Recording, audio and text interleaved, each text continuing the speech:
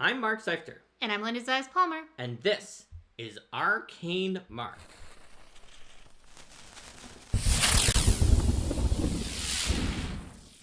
Hello and welcome to Arcane Mark. Have you ever wanted to play your character in Pathfinder or D&D as an intelligent weapon?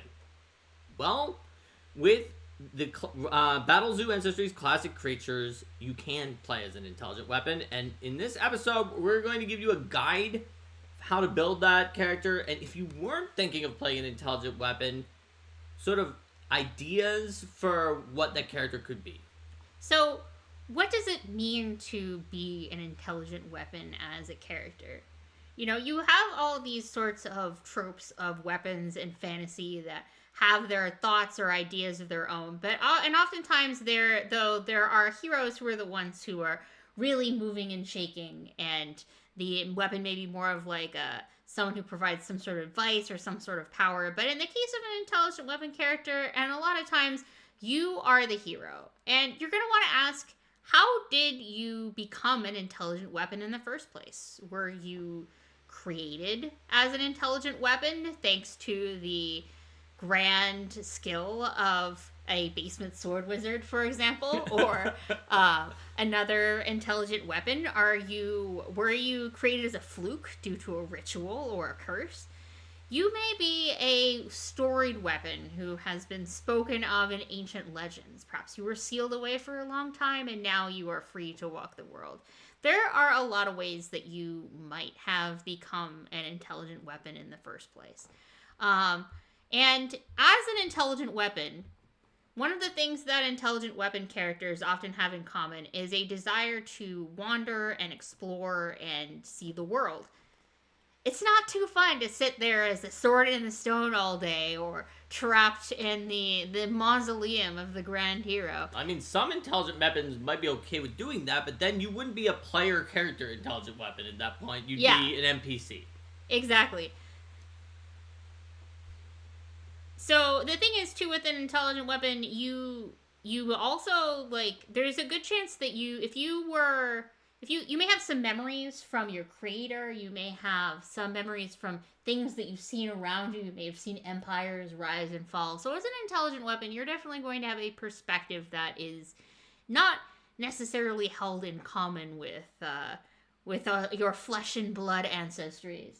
And I mean, maybe the weapon was recently created by Basement Sword Wizard, too. Yeah. In which case, you might be in the exact opposite foot, where it was just like, I've just been created as an intelligent weapon. I have no experience. I have no memories. I have no experience. This is my first adventure. Hi, guys. I may be smart and clever and things like that, but I have about as much life experience as a toddler. Right. I'm a weapon. I was never a child. Yeah. That's just not how weapons are. We're forged into being. Mm-hmm.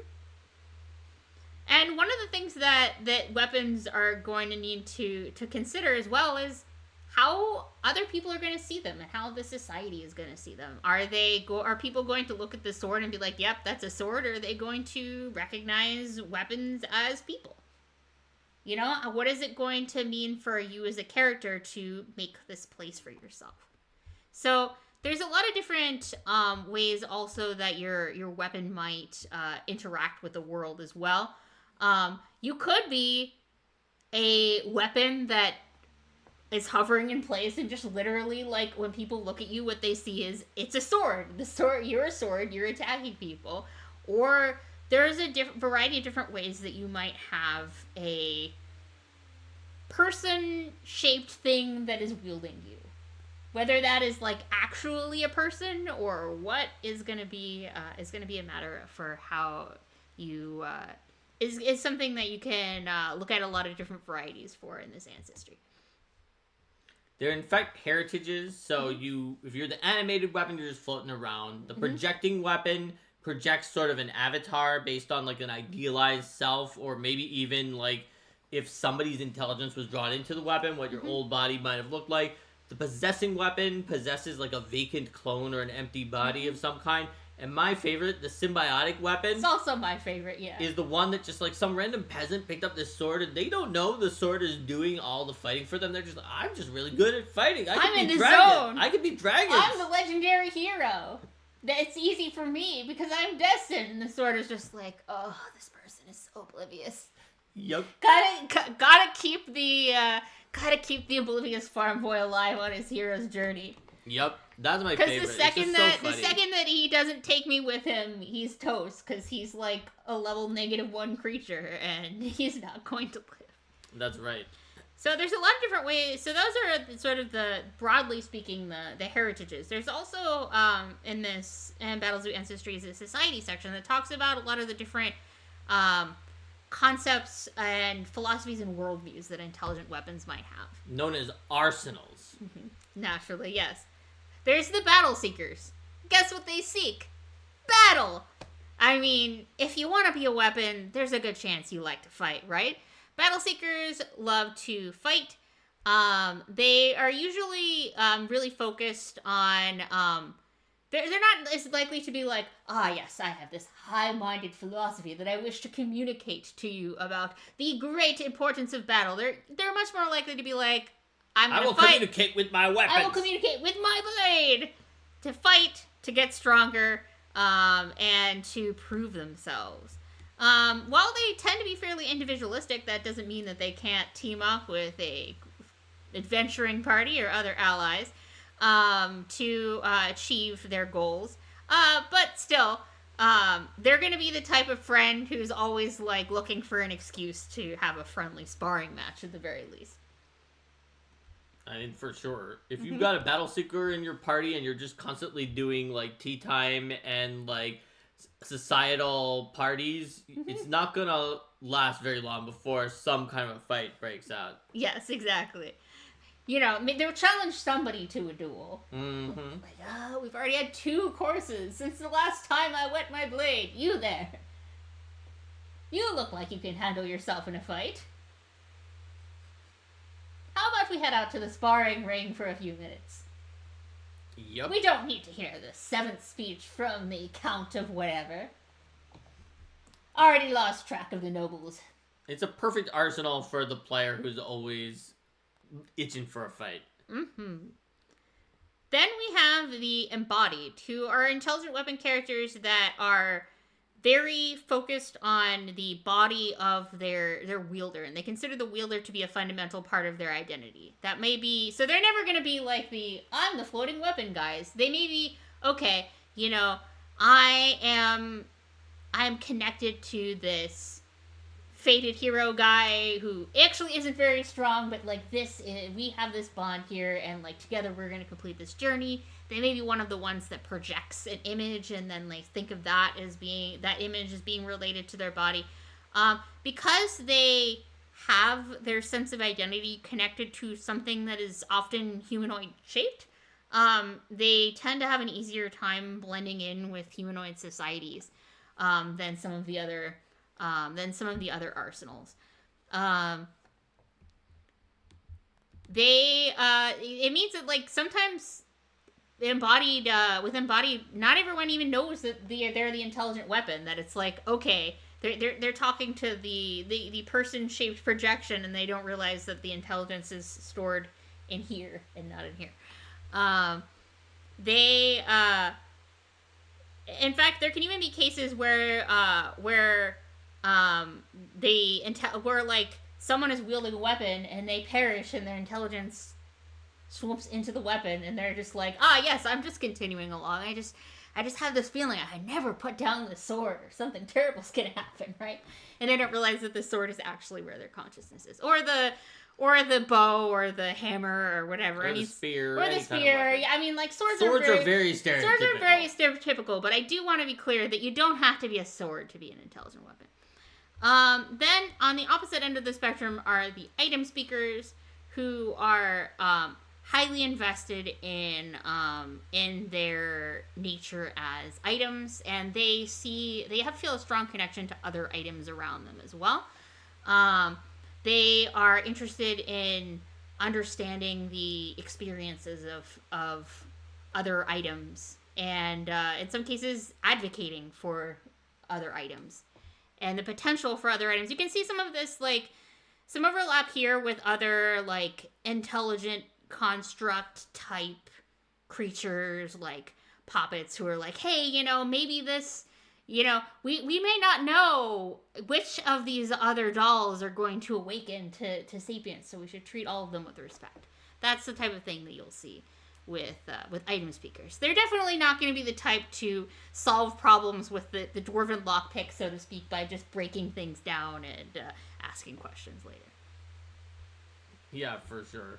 Mm-hmm. They know about some of the magic ways that poppets can be wished to life by a child of love, or that like a Tsukumogami is formed after an object is well loved and used across a household for 100 years. So they know that any object could someday become an intelligent one. You can also see strong associations with them and practices like psychometry and object reading, ways of seeing what the item saw.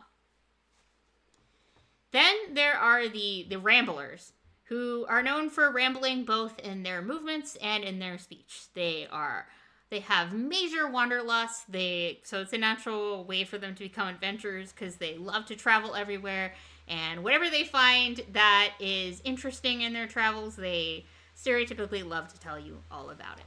So if you think of that sword that would not shut up, that is usually going to be a Rambler. Yes, for sure. Sometimes even those swords that just keep singing all the time are Ramblers. Just the way that they ramble is by song. Yes, exactly.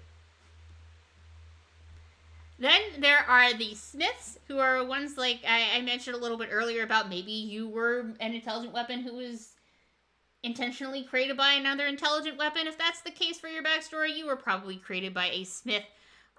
Smiths focused on studying magical crafting with a particular focus in the type of magical crafting that's related to create new intelligent weapons. They also are going to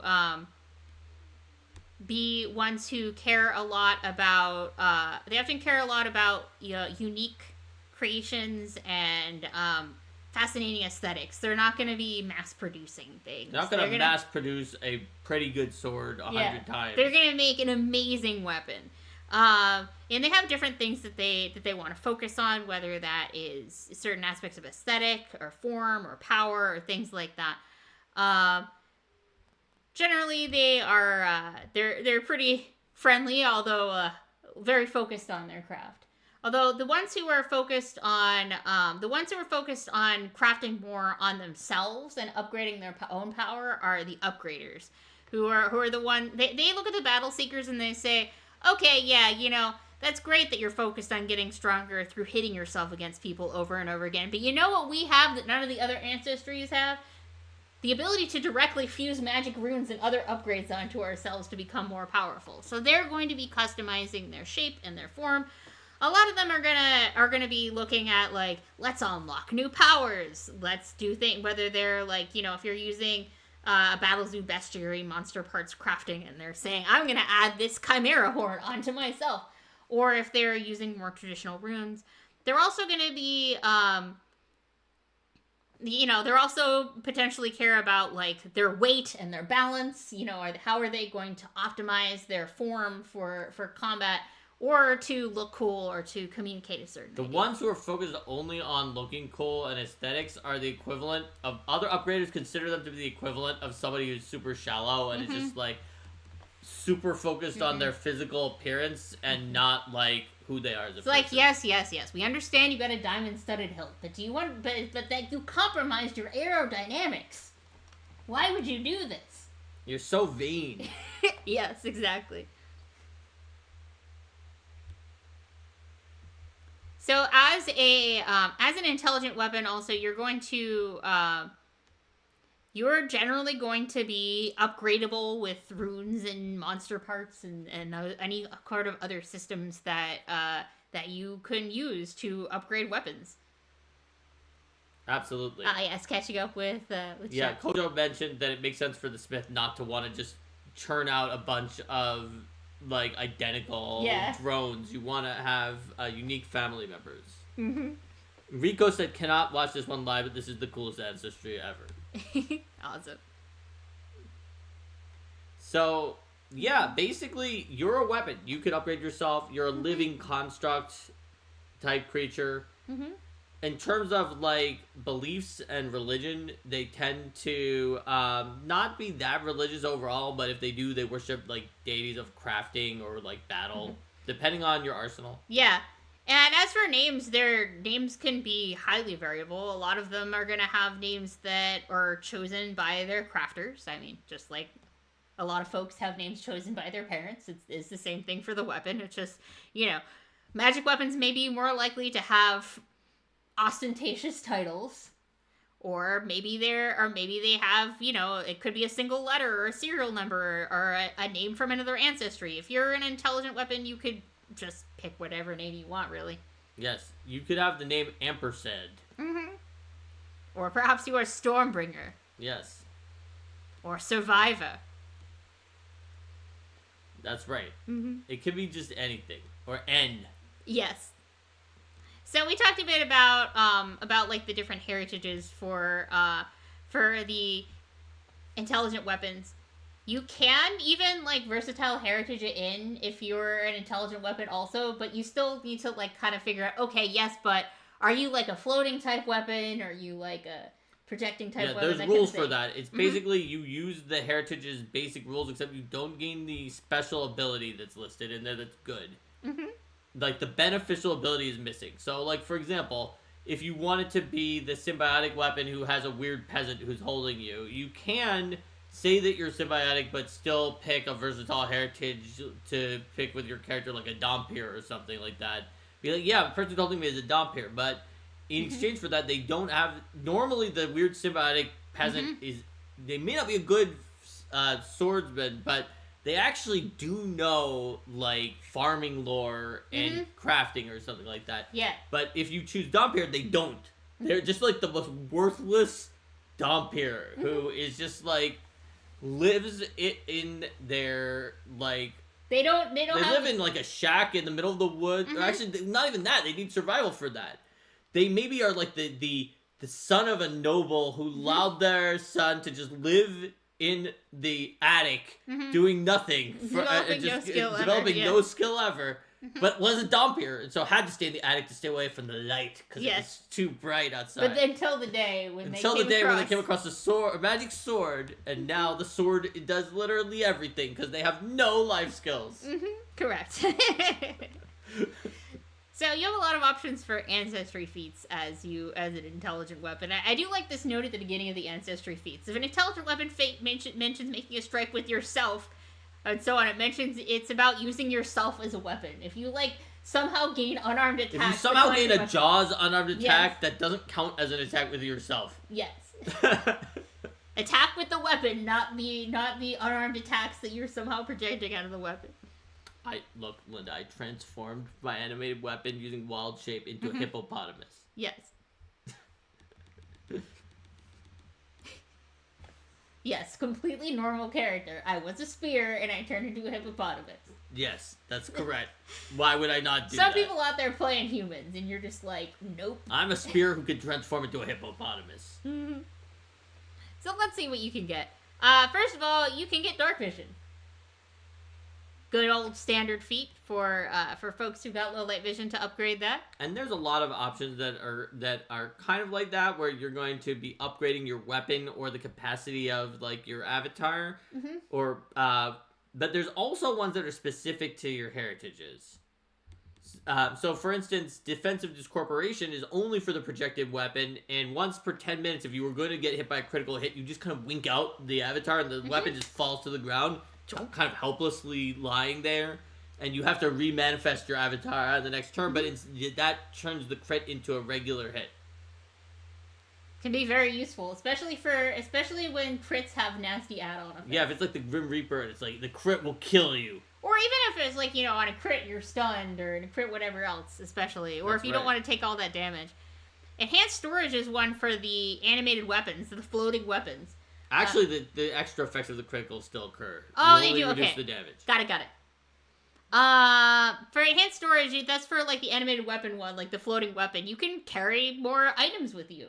it stores more weapon items inside of you because the animated item can You store don't have items. hands or things like that. You You're turn them into items. little runes on the weapon. Yeah, you're like, oh, instead of wearing normal armor, I have this rune that represents the armor that I'm wearing, or like I instead of wearing this magic necklace, I have this necklace rune that represents that I'm wearing this necklace.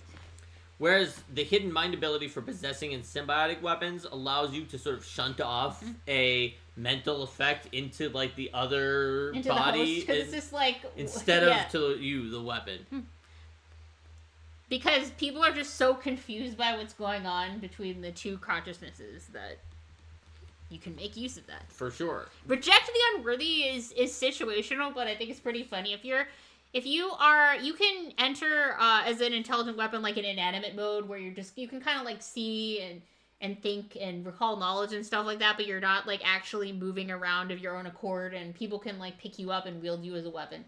But if you're doing that and somebody picks you up and you're like, and you say like, oh, they're an unworthy wielder or whatever, you can just once per round zap them with force damage. That's correct. correct. Like, no, and then you can force them to let go of you. And even if they make their saving throw against the force damage, even if they critically succeed, you could still force them to drop you.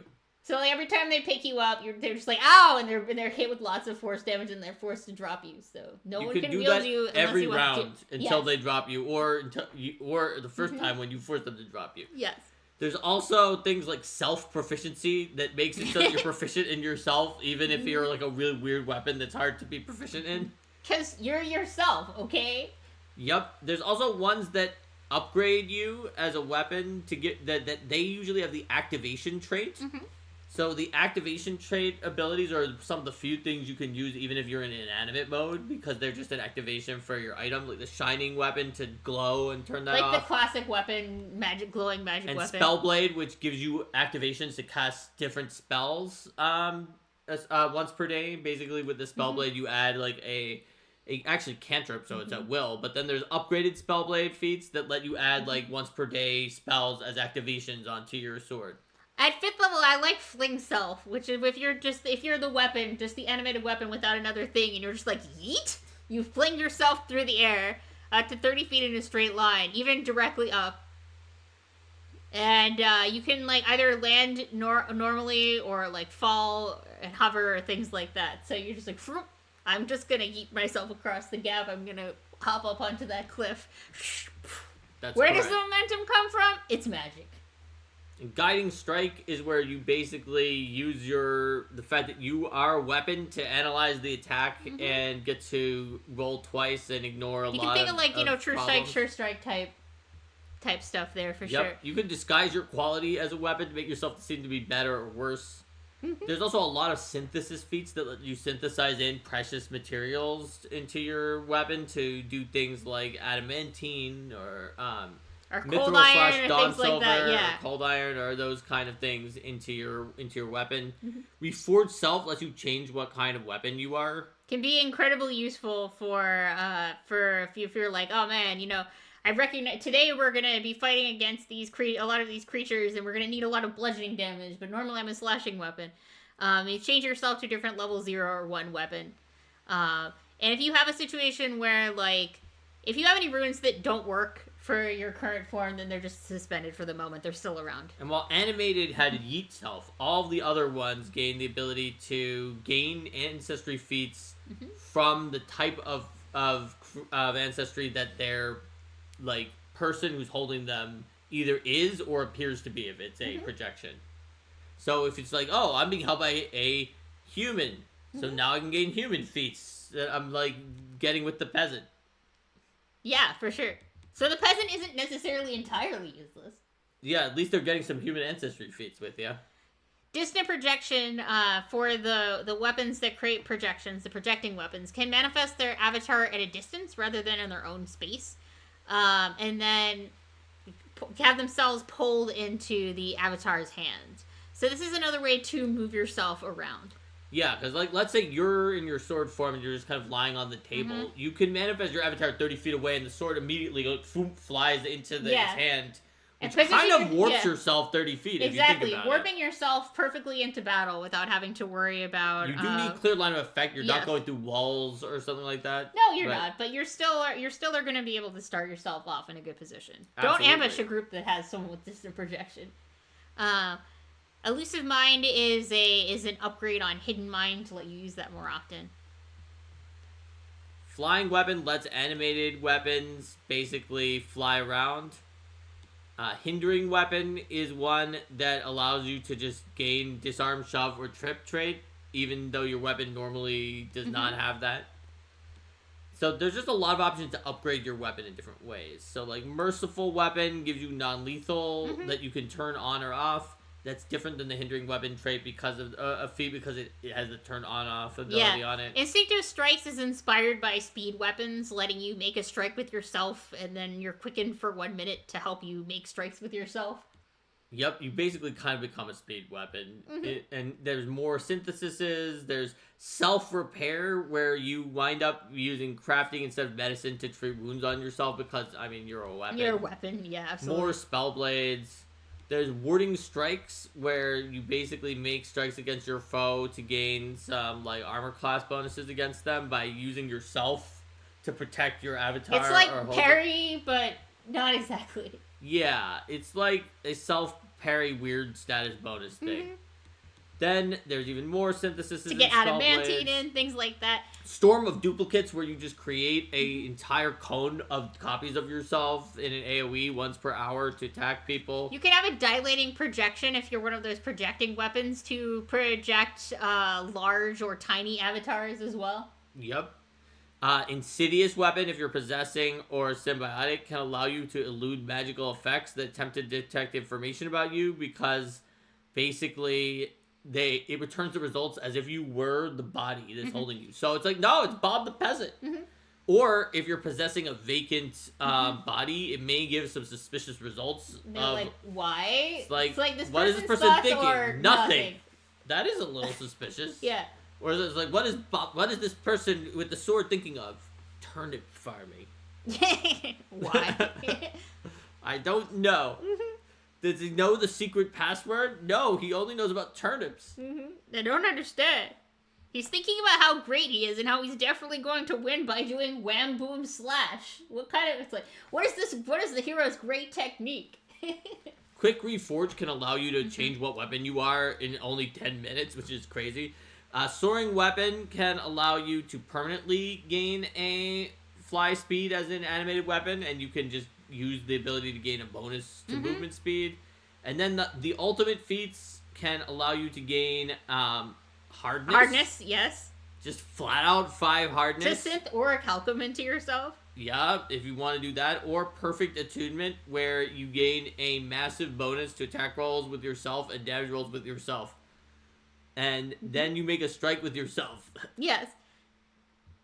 There's also a wall of duplicates where you basically turn yourself into a wall of swords / bows / general weapons that is 20 feet by 120 feet and 2 inches thick, and deals your weapon damage to vast numbers of creatures. Yep. It does a large number of your weapon damage. Yeah. So generally, like what we've been talking about so far, assumes that you want to play an ancestry, an intelligent weapon as an ancestry who has a class and like can move on their own and all that kind of thing, and gets the normal actions and levels up. And would be able to use things like sudden charge, because if you were just a sword, you couldn't use sudden charge. The fighter who's holding the sword needs to use sudden charge. Yeah. You couldn't make a strike. The fighter who's holding the sword needs to make a strike. You don't have an attack bonus if you're just the sword. The fighter who's holding the sword has an attack bonus. Yeah. So there's also rules at the end of this ancestry, which is in classic creatures. If, wait a minute, I don't want to have an attack bonus. I'm just the sword. Can you target me with things that target creatures? No, I'm not even a creature. I can use all these activations. I get all sorts of relic abilities. But I don't have like a class, and I'm not like a creature you can target. I am a sword. And so those rules are in there too. Yeah.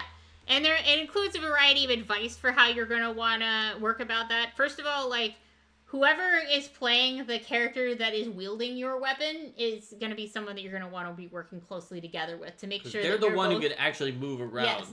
So you wouldn't want them to be deciding everything about what you're doing, but you also wouldn't want to be in a position where it's like, if you can't move anywhere unless I will also be able to make my optimal attack. So you'll kind of need to work together since you sort of have a shared movement pool. Well, and the thing is, you're an item, so you're not going to make an attack. They're going to make an attack. Yeah, they're going to make an attack. You might have activations that you want to use. And maybe one of your activations is that the sword, with your actions, can shoot out like a cone of fire. But only if it's next to But it's only a 15-foot cone. So you might be like, come on, move within 15 feet. I want to shoot out my cone of fire. And then they never do. Because they're like, I'm an archer. We're not a sword. You're a bow. We're never going to get within 15 feet if I can say anything about it. Then you have a serious problem. Then why did the GM set things up that way? In the first place? Then, the players may have been the ones who decided they wanted to do that. But they the wanted GM to maybe be should step in as like a neutral arbiter. Oops. I was trying to... We just scrolled to the wrong page here. Yep. 1 moment, please. Buffering. No, but I think we saw everything that was there.